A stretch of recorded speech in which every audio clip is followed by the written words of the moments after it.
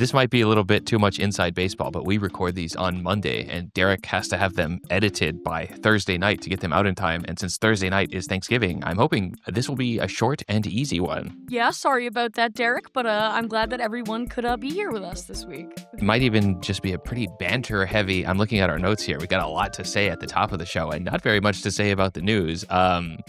I had a terrible dinner for I don't get to eat out very much, and I had one. The menu had a lot of typos on it, and I polled Instagram asking if that was a red flag, and most people said it's actually a green flag if it's an immigrant restaurant, which adds a layer of complexity that I did not expect. Yeah, I saw you post that, and I gotta say I voted no. I don't care about a typo on the menu. If the food is good, then that's all I care about. But it sounds like the rest of your experience mirrored what It you was got a on the red menu. flag that the food was to be bad, because how you do something is how you do everything. And if you can't spell Manhattan right, how do you expect to make a good Manhattan? And if you are a steak restaurant, a steakhouse that has steak frites spelled wrong, I don't think you're expected to be a good restaurant for a good steakhouse. I could certainly forgive like one typo, but when they start to really add up like that, it's kind of like, well, okay, like did you not care enough to take a second look at it? Bad menu, bad food, one sauce, the same sauce on 3 separate menu items that we ordered, drywall anchors all over the poorly painted bathroom with like home decor in it. There was home decor in the bathroom, like it's very brightly lit, and it's just like, ugh. There was a sign that says like, "Get naked, haha, just kidding, it's a half bath." I'm like, why is this in here? This is for a home. Yeah, when you said home decor, I was kind of just like, whatever. What do you mean? There was a painting in the bathroom. Who cares? But that's crazy. I don't want to see anything about getting naked in the public bathroom. Then I get an email this morning that one of the cheeses that I bought for making, well, it was for the pesto video, I needed some Parmigiano Reggiano, or maybe it was Grana Padano. It was Boar's Head brand, and it's been recalled for listeria, so it can happen to you. The boar's head again. Oh my goodness. They got to get it together. Yeah, then I click the link that's like, learn more, and you see how many recalls are happening all the time. It's just like, holy cow, there's a lot of these. The most recent one was a Halloween candle with like a floating skeleton in it, and the skeleton was flammable, so it could light on fire. Oh Jesus. Yeah, I mean the sheer amount of recalls every week is like it's a whole section of news that I have to sit through. And for a while when they felt like big enough or, exciting enough, maybe that's the wrong word here. It's obviously not exciting that people are getting sick.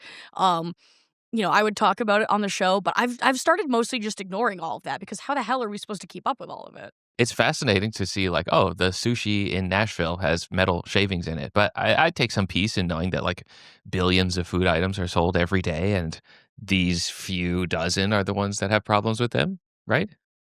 Yeah, I mean, it doesn't seem like the end of the world until you are the person with that item. And hey, it's a good thing that you didn't consume it, I hope. Not yet, at least.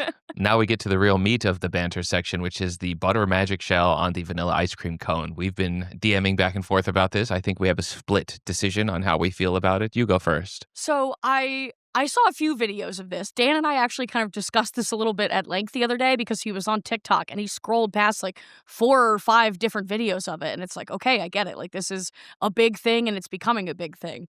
I don't hate the idea. I feel like Magic Shell feels kind of like a dated ice cream topping, and this makes sense because, like you said on the last week's episode, I feel like butter is really positioned to be this like accessible luxury, but I feel like this would only be good on vanilla ice cream or butter pecan ice cream, which I feel like is very limiting. Butter hazelnut, butter pistachio, any nut-based ice cream, probably a good contender. When have you ever but seen a butter hazelnut ice cream? I don't know. No, I'm saying put butter on the hazelnut ice cream, or like any Oh, I nut-based thought you were ice like naming variations no, of butter no. pecan, and I was like, where have I been? I've never heard of these. I'm saying you can butterify any nut, but yeah, I just don't. I No, think butter my nut. it's got something to it that's like very state fair adjacent, where it's like, whoa, look at that. But then you think about what Magic Shell is, and that's just coconut oil that cools down and hardens at cold temperatures. And so a lot of the top comments are, something like Americans eat like they've got free healthcare, and I just don't see it as any more ridiculous than Magic Shell would be. The thing that surprised me the most was this was at a Dominique Ancel run place, which is bizarre to me. I don't associate him with ice cream at all, so that feels like a weird turn. Certainly butter and pastry for sure. And gimmicks, his favorite. That's true. I I will say, though, I feel like this would only be good with a certain quality of butter, too. Because if it's really, really, like, high water content, crappy butter, it's not gonna taste good. But also, if it's, like, too nice of a butter, I feel like it wouldn't taste good. When you really get into sort of some of the super cultured European butters, they start to almost taste cheesy, and I feel like it could get icky real quick. You've seen trends, lifestyles play out enough times on this show to know that we're headed for like 3 years from now. Dairy Queen unveils a margarine-based butter coating that's not butter at all. Well, all right, that's enough banter for now. Let's get to these quick news stories, please. I got places to be and food to digest. The Parmigiano-Reggiano Consortium has recently struck a deal with United Talent Agency to place the iconic Italian cheese in film, television, and streaming content, aiming to emphasize the status and craftsmanship of the cheese to a greater consumer audience worldwide. Have you seen the video of the marketing agency who's trying to explain the difference between Velcro and hook and loop closure? I have not. There's a difference? I sure don't know. Yeah, it was like a big marketing agency push online where it's like they have a song, it's like, this is a hook, this is a loop. And they're trying to be like, okay, the cynic in me is like, okay, well, they're doing this so that Velcro doesn't become one of those words that's synonymous with the product, like Kleenex is for tissue or Coke is for soda, because once you get to that point, it becomes harder to enforce your copyright. But yeah, hook and loop closure is what Velcro is, but Velcro is the brand name. And so there's a very popular video of a marketing company trying to explain that. But I imagine we're going to see a couple weird moments on Netflix shows where like a supporting character just goes, Parmesan and Parmigiano Reggiano aren't the same thing, right? Like there's just going to be that hook and loop style thing where they're just trying to enforce and explain to normal people the difference. Yeah, the first thing that popped into my head was sort of it being like sort of shoehorned into scenes, sort of like the Scarlett Johansson pasta scene in Chef, where she's like eating the late night pasta, and it's this sort of sensual thing that's happening. And I can sort of see something like that happening with this, where it's like, oh, let me show you nice things in this world, or something like that. But at the end of the day, I feel like this is mostly going to turn up in like food content, where it's going to be like an episode of some food show sponsored by Parmigiano Reggiano, and it's like the main ingredient that they're having to work with. Oh, sure. I'm sure that it'll be in some sort of like Bravo Top Chef style challenge at some point. But I actually predict that you'll see it in like a rom-com type of feature more, or at least first. Like foodies, I think, are already likely to buy nice cheeses, but a single young lady putting together her first charcuterie board or pasta night is a much juicier target. So now that we have a couple thousand people who are paying attention to this, whoever brings their first Parmigiano Reggiano feature from TV or movies to us, we'll see if it's a piece of food media or a piece of like fiction that it was inserted into. Yes, please, everybody keep your eyes out. I know that I'm really interested in seeing like where this starts to pop up and kind of when this starts to pop up.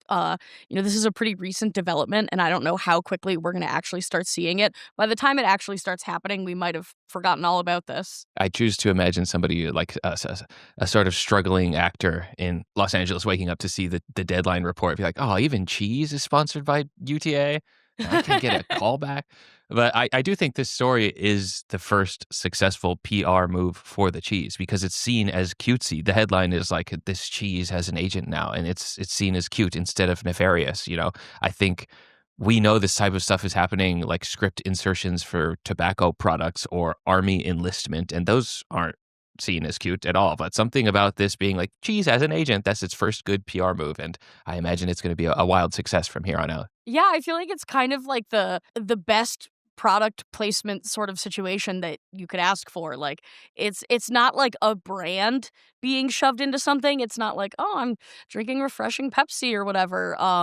It's just, I don't know. I think it's really cute and fun, and it reminds me of, do you remember after the Olympics, there was that gymnast who was, like, sponsored by Parmigiano Reggiano, and she was taking all of these, like photo op moments, like, with a giant wheel of cheese, Oh, yeah. and I was like, man, like, I wish that was me. Like, that's so cool. That is the coolest sponsorship that anyone could possibly get. Start emailing UTA. We can do this. They can sponsor our show. I should just be emailing the Parm Reg Consortium directly. Like, Mhm. if there's one influencer I care about now, it is Parm Reg. And if there's anything I know about the way that sponsored and managed and represented LA people are, they're just going to hit you with a talk to my manager. A video of Denver health inspectors dumping bleach into the food of a local taco stand has recently gone viral, sparking widespread confusion and outrage. Authorities say the extreme measure was only taken after weeks of repeated safety violations and a lack of cooperation from the business, making it a necessary step to render the food inedible and unsellable to prevent illness. Did you know that nearly 7 million viewers tuned into Dancing with the Stars this week, and over 55 million votes were cast, which is an all-time record in Dancing with the Stars history? And I say that to prove that there really is a whole other America out there. Do you watch Dancing with the Stars? Did you already know this? No, I've never seen a single episode of Dancing with the Stars. So this is this idea that like there's a whole other America just consuming a completely different type of media, while you and I talk about like the cheese-sponsored gymnasts. And I feel like making a Facebook account has shown me that there's just a whole other world out there. There's just millions and millions of people getting pissed off at stuff that's not real. And I imagine this is what you've seen too, where it's just like this bleach dumping Karen video posed as like somebody just showed up to the taco shop and ruined all this food, right? Yeah, I mean, the first time I saw this video, I saw it and was like, oh my goodness, like that's kind of crazy. In fact, one of the first times I saw it, because this video has gone so viral and just been reposted over and over again with little to no context, I actually saw one video. It must have been taken down because I searched for like an hour trying to find this video, but it was completely misrepresenting the vendor as being like some sort of like community outreach kitchen, like a food not bombs kind of situation, which is totally not what was happening. And it's crazy how all it takes is for, one 15-second clip to pop off like that, and suddenly people have like a completely misconstrued idea of what's going on. And I do understand the outrage on the surface level. Like, obviously, you look at that and you're like, holy hell, that's a lot of food waste. There's this white woman dumping a big bucket of bleach all over the food on this taco stand, and none of the people working there really speak English. And people are like, oh my God, this is wasteful, this is racist, what the hell is going on here? And it does look bad until you get all of that extra context. And you realize the food was not fit for human consumption anyway, oh right? my God, yeah, it was terrible. I mean, there's photos of them temping the meat, and the temperatures range from I think like 52 to 84 degrees, which is completely unsafe temperatures to be holding meat at. Both cooked and raw meat have you. They had all of this meat like stored in like an unrefrigerated box truck. They had come back 3 separate times, had them throw out like in total, I think almost 150 pounds of meat. The hand wash sink was just a trash can with another trash bag on it with like contaminated water to splash your hands around in. I mean, it looked like an absolute nightmare. Yeah, and so I guess that's the difference between like the optics of that disgusting situation and the optics of putting bleach in the food. Like the optics are bad, I suppose, but there just seems like there was no other way to dispose of the food. Like, what is she going to do? Bring out a forklift and start like shoveling all the meat into some sort of dumpster, and then they could presumably take it out anyway? Like, that seems like a good path to take it, even though it looks so evil and dastardly. I looked into it, and the health department in Denver says that, this is a really rare measure that is taken. It's definitely extreme. They do not like to have to do this. And out of all of the like food thrown out that they've had to do with businesses this year, only about 2% of those instances involved bleach, which turns out to be about 6 or 7 instances. So while it's not like normal, it's also not totally uncommon either. I try to react to these stories in a way that answers the question, like, what can viewers do with or take from this? And honestly, with family in town and Thanksgiving just being yesterday, maybe the answer is you'll be prepared to deal with anybody who goes, hey, have you seen this video? Yeah, that's true. Maybe a little bit more prepared to keep an eye out on everyone's food safety. I do feel like this is something that comes up like week after week. It's just some horrifying instance of like food safety, whether it's like somebody getting sick or something like this, or something as extreme as like, these listeria recalls and whatnot. And at the end of the day, like, everyone's just got to be careful what they're eating. I'm sorry to do inside baseball twice in a row on the same episode, but there is a really fascinating thing that took place in the notes for this show, which is you noted that the restaurant was called Tacos Ta Colorado, and then later on, you accidentally made a typo calling it Tacos decolorados, which is Spanish for discolored, which would suggest that they were bleached. And I thought, did you do that on purpose? I sent you a DM and you said that was just completely on accident. No, that is just absolutely like serendipitous typo. I would love to take credit for that. Maybe deep somewhere in the recesses of my mind. My Spanish is not very good. I took a few years of it in school, but yeah, I'm proud of that. I was like, Willow's using AI for sure to write all of these because they took a joke from Reddit or something and synthesized it into the. No. Great job. Great accidental joke. Really 10 out of 10 stuff. Oh man, now I'm getting accused of AI use. That's going to be the most controversial thing on this episode. Kill her with hammers. A new analysis published in the leading medical journal The Lancet shows that ultra-processed food companies have taken in more than half of the $2.9 trillion paid out to food industry shareholders from 1962 to 2021, largely by prioritizing profits over public health.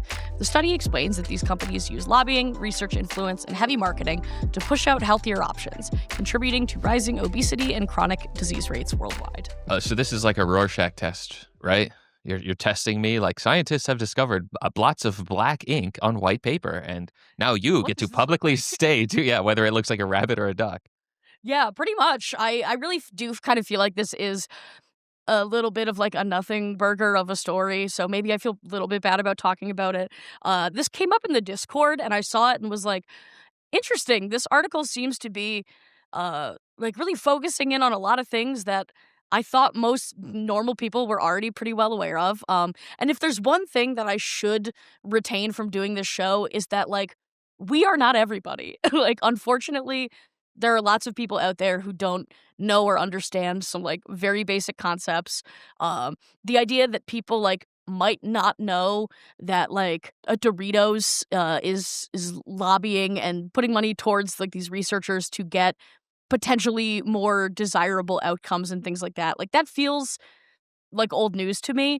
But it's interesting to see it put forward in a place that is like kind of considered like prestigious. Maybe the fact that this is old news speaks to the notion that something has to be really fully, totally decided upon in order for it to be published in the Lancet. Yeah, it's like, it feels like common sense, and it feels like, I'm reading this article and I'm just like, uh-huh. Yeah, like, where's the news? Well, the reason I say that it's a Rorschach test is that, like, I don't think anybody who watches a food news show every week would be shocked to find out that UPFs make a lot of money and don't prioritize health. But I think the conclusion that one pulls out from that is where each person's special brand of mania is revealed, where it's just like, yeah, of course, they're trying to poison us. Or like, no, I don't even want to list all of the ways that one could react. I'm sure everybody's seen them online from their family and friends. And maybe that's just the nature of academic research, is you just say, like, this is the fact. And I know it sounds like a boring news because we've moved on to trying to extrapolate who's causing it and why and what we can do about it. But all we can give you is the fact. And now you have it. Yeah, maybe it's a shame that this episode is going to be coming out after Thanksgiving, because contained within these studies, there's probably information there that you could maybe use against uncle, cousin, so-and-so who wants to talk to you about food dyes and autism and how Cheetos are making everybody gay or whatever. Well, luckily it's the day after, so maybe your drunkle has fallen asleep on your couch and you can wake him up with this news. Well, if you're not too stuffed after Thanksgiving, I have a couple new products to talk to you about. I've got Flirt, a new female-focused energy drink from Monster. Toak Rocks, I have no idea if I'm saying that correctly, I'm sorry. And Betty Crocker Super Moist merchandise line. And of course, one honorable mention from Taco Bell. We have the Venmo Taco Belt. You were so excited just at the notion of wearing those with the Chili's Tecovas boots. Yeah, I saw that and I was like, why is it not red? Like, that fit would go so hard. Like, if they matched, I would maybe try and hunt them down on eBay for an outfit for just this show, hold my feet up in the air or whatever. But well, the award for lamest product goes to the Betty Crocker Super Moist merch line. I think this is just supremely lame. I can't think of a single psychographic who wants something like this, because even the Quirk Chungus types they love to pretend that they hate the word moist. And so who would wear this? I want that crew neck that says super moist on it so bad. Like I am the psychopath that wants it. Yep. I think it's really funny. I think moist is not a disgusting word. I think people are being babies and they need to get over it. Like I think that the hatred directed towards moist is more deserved by a word like clammy. Yuck. Well, I don't think we should even do the honors of learning how to pronounce Towak rocks. And I'm going to say Towak because I know that one's wrong. My immediate reaction to that is like, well, this is some sort of lame-o cash grab because it's like unrefined cocoa. Like it's like a less refined, less what's the word when you temper it properly and it's like the nice. It's untempered, unconched chocolate. Conched, yes. Like all of the artistry of chocolate is taken out of it, and I thought like this is just some sort of weird cash grab. But maybe it's a new format shakeup for chocolate offerings. I'll go to the website, and then I see the website, and the ads are just rocket instead of just do it for Nike. And like our cacao has great genes. It's just like, this is like leaning so hard on trends. It's kind of like our conversation from last week. This sucks, and I'm not interested. Are you familiar with the company that makes them though? To begin with, No. they make like really, really stupid high-end chocolate bars. Like you can buy like $400 chocolate from them. And this is like supposed to be their like budget product where they're basically like, here it is. We did nothing to it. Take it, do your best to enjoy it. Let them eat rocks. Yeah, it feels so silly when you look at like the other products that they sell. Like this is so low effort and lame. And I think that's kind of the point of it. Like I could see it maybe being like a cutesy little stocking stuffer or something for like the chocolate fanatic in your life to be like, here, have you ever wondered what this like totally or mostly unprocessed chocolate tastes like? I have a feeling it probably doesn't taste that good. Well, that's why it could be a great marketing opportunity. I remember when like there was an expose where it's like, oh, people love fancy chocolate, and we'll go door to door and ask people like, oh, you've heard of 60% cacao? Do you want to try 100% cacao? Imagine how good that is. And then people eat it and they're like, ugh, this is disgusting. And it's like, yeah, you're teaching people that it's not the cacao content. And so there's this moment where you could just be like, here's our unrefined, like, if you don't want to pay $700 for a chocolate bar, come taste what it's like for us to not do all of our fancy stuff to it and find out that it's yucky. But the branding did a terrible job, and so it's a deplorable product that I want nothing to do with. I will say, I agree that most of the branding surrounding this is pretty bad. I do, however, love that they basically come in little packs of cigarettes. Like it's like a little like hard cigarette box that you open up and you pour out. And you have to buy like 6 of them, so you have to buy like $45 worth of it, which is crazy because I'm sure it's not good enough to want all of that. There's so many other opportunities you could take. Like this is the shake of the chocolate world when your bud tender gives you shake at a cheaper rate. It's just like whatever. I'm over talking about them. We can go on to flirt. I understand that there's a lot of backlash surrounding flirt because people don't like gendered products these days anymore. I just think it's just another weird sort of cash grab. It's weird that they're like, this is our female-focused energy drink. I'll be honest, I know more women that drink like Monster energy drinks than men, and I feel like Monster has all of these like fruity flavors that come in these like neon pink cans that look sort of like very effeminate or whatever. But they're not dainty. That's the key. The Celsius is dainty. That's a hit. Alani Nu is dainty. Like there's something slender about it that Monster is missing with its girthy cans. I just think that it's because of like these companies like Celsius and Alani Nu. And I want to say in the last year, Celsius purchased Alani Nu. Don't quote me on that. It might be the other way around or I might be wrong, but I'm pretty sure that Celsius bought out Alani, and I'd be willing to bet that that's exactly what happens with this. I think that it either flops completely or is overtaken by another like 200 milligram 12-ounce energy drink.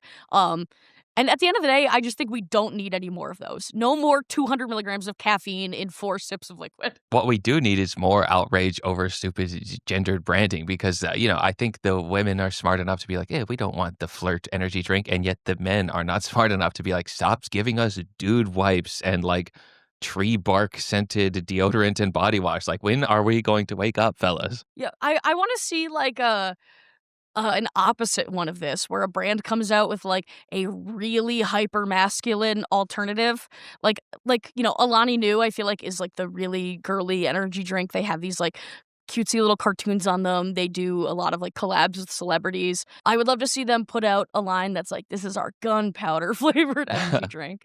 We got to take a girly thing and make it boyish. We got to do bromosas, and it's just like gunpowder black colored mimosas to have at brunch. Bro, isn't that basically just like there's a word that people use for it, but when you take a Miller High Life and you put orange juice in it. Oh, I don't know.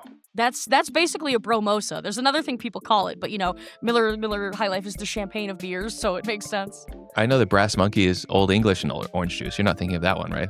Oh no, but that sounds terrible. That sounds even worse. That's because it's not for girls. It's for boys Brass only. Monkey.